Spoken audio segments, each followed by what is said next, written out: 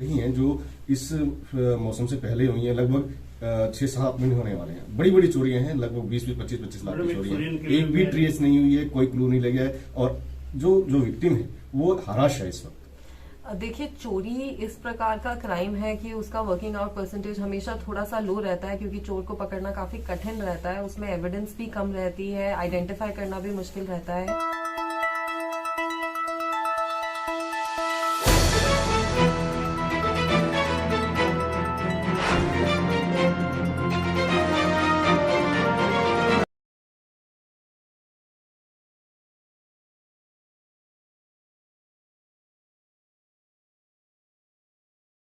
शहर फतेहाबाद की state bank road पर स्थित इलेक्ट्रॉनिक्स, फर्नीचर व हॉलमार्क ज्वेलरी का फतेहाबाद जिले का सबसे बड़ा शोरूम विशाल टीवी केयर शोरूम पर उपलब्ध है। देश के प्रसिद्ध ब्रांड के इलेक्ट्रॉनिक्स उत्पाद कुशल कारीगरों द्वारा बनाया गया अत्याधुनिक फर्नीचर, हॉलमार्क ज्वेलरी के बेशुमार गहने शुद्धता की गारंटी के साथ एक छत के नीचे आपको मिलेगी इलेक्ट्रॉनिक्स, फर्नीचर व ज्वेलरी खरीदने की सुविधाएं।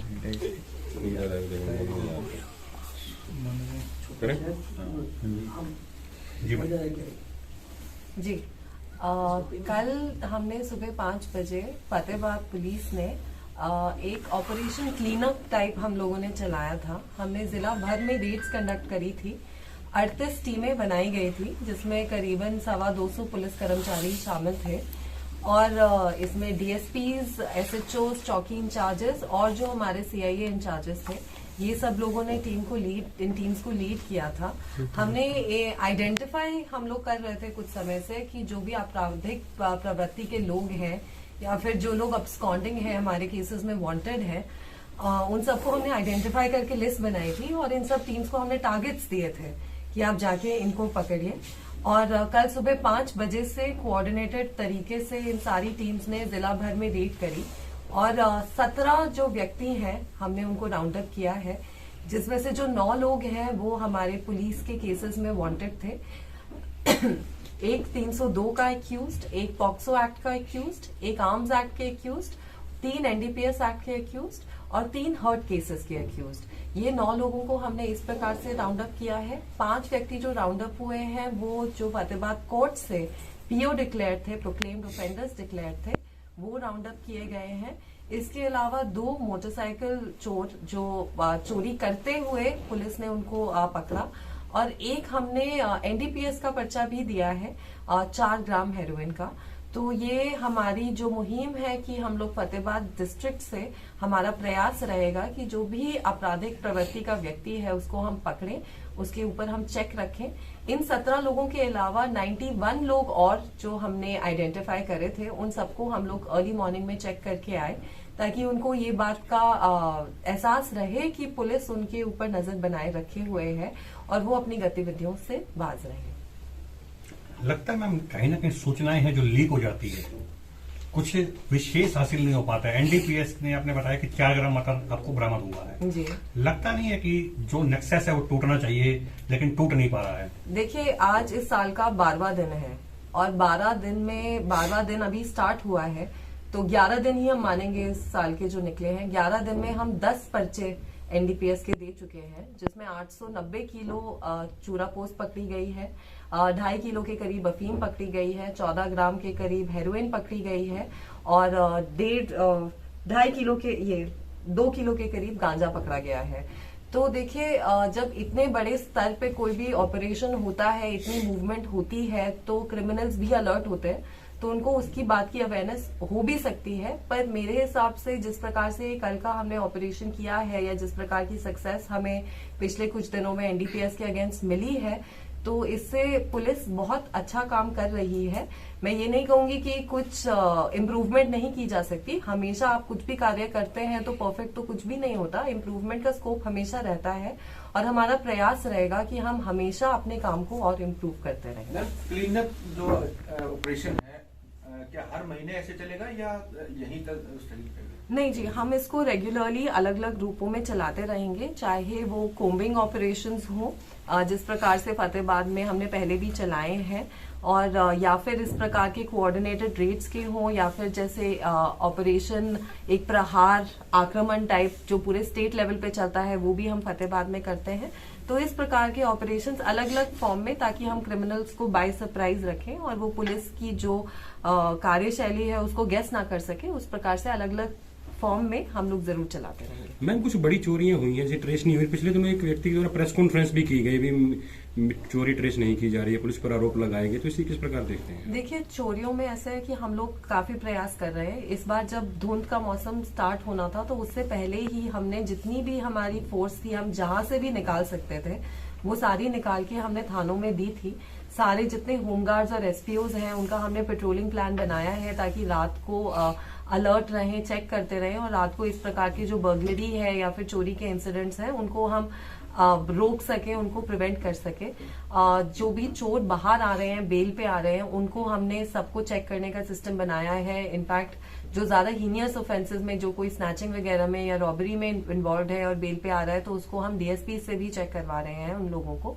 तो हम लोग प्रयास कर रहे हैं। कुछ बड़ी चोरियां हैं जो खुली हैं, कुछ चोरियां हैं जो अभी अनट्रेस्ड हैं, पर हम लगातार प्रयास कर रहे हैं कि सारी चोरियां जो है वो ट्रेस हो जाए। मैडम, अभी आपने बताया कि जैसे जितने एसपीओस हैं या जितनी फोर्स है डिप्लॉय कर दी है इसके लिए, खासकर क्राइम रोकने के लिए और चोरियां रोकने के लिए, लेकिन ऐसी भी चोरियां रही हैं जो इस मौसम से पहले हुई हैं। लगभग 6-7 महीने होने वाले हैं। बड़ी बड़ी चोरियां हैं, लगभग 20-25 लाख की चोरियां हैं। एक भी ट्रेस नहीं हुई है, कोई क्लू नहीं लगा है, और जो विक्टिम है वो हराश है इस वक्त। देखिए, चोरी इस प्रकार का क्राइम है कि उसका वर्किंग आउट परसेंटेज हमेशा थोड़ा सा लो रहता है, क्योंकि चोर को पकड़ना काफी कठिन रहता है, उसमें एविडेंस भी कम रहती है, आइडेंटिफाई करना भी मुश्किल रहता है।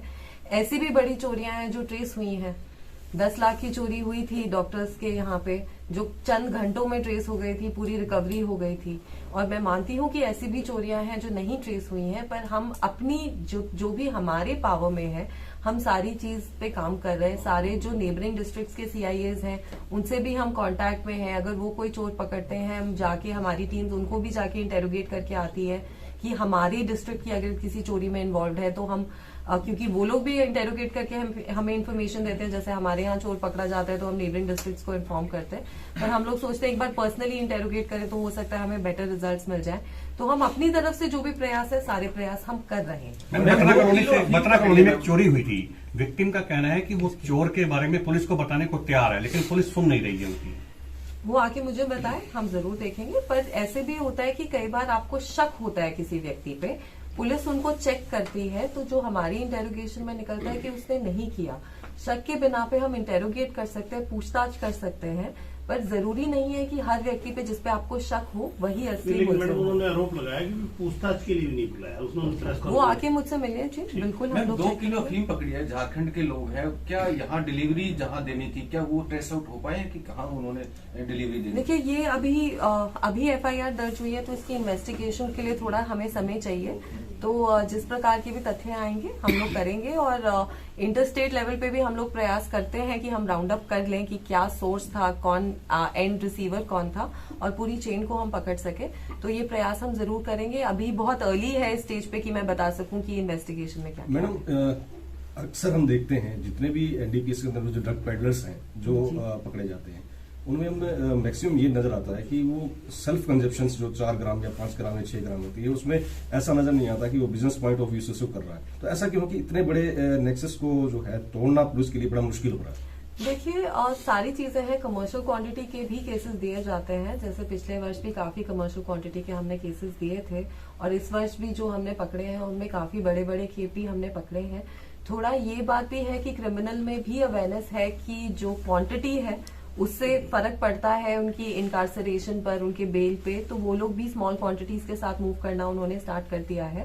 पर देखिए, इन्फॉर्मेशन बेस्ड है, रेड है, हमारे पास इन्फॉर्मेशन आती है कि ये व्यक्ति कारोबार कर रहा है। जिस टाइम पे हम रेड करते हैं उस टाइम पे उसके पास कितनी क्वांटिटी मिले, इस पे हमारा 100% कंट्रोल नहीं रहता। पर हमारे खुद की भी यही इंटेंशन रहती है कि हम लार्ज स्केल पे जो मूवमेंट है उसको रोक सके। जिस प्रकार हेरोइन का सप्लाई, ज्यादातर इंटेरोगेशन में बात ये सामने आती है कि दिल्ली से दिल्ली की तरफ से हो रहा है। छोटी क्वांटिटी के हिसार के गांव के कुछ नाम आते हैं जहां से सप्लाई आता है, कुछ लार्जर क्वांटिटीज में जनरली दिल्ली का नाम आता है। तो हमने पिछले वर्ष 5 नाइजीरियन भी अरेस्ट करे थे 6 अलग अलग केसेस में इस हेरोइन की सप्लाई के लिए। तो हमारा प्रयास यही रहता है कि जो भी चीज हम पकड़ते हैं, चाहे एनडीपीएस हो चाहे आर्म्स हो, तो हम उसके सप्लायर तक जाएं, कि हम सप्लाई चेन में ऊपर मूव करें। कई बार जब हम सप्लायर को पकड़ते हैं तो क्योंकि जो फर्स्ट रेड है वो इन्फॉर्मेशन बेस्ड है और जो सेकंड रेड है वो इंटेरोगेशन बेस्ड है, तो जरूरी नहीं है कि सप्लायर के पास से हम लोग बड़ी क्वांटिटी की रिकवरी कर पाए। ठीक, थैंक यू।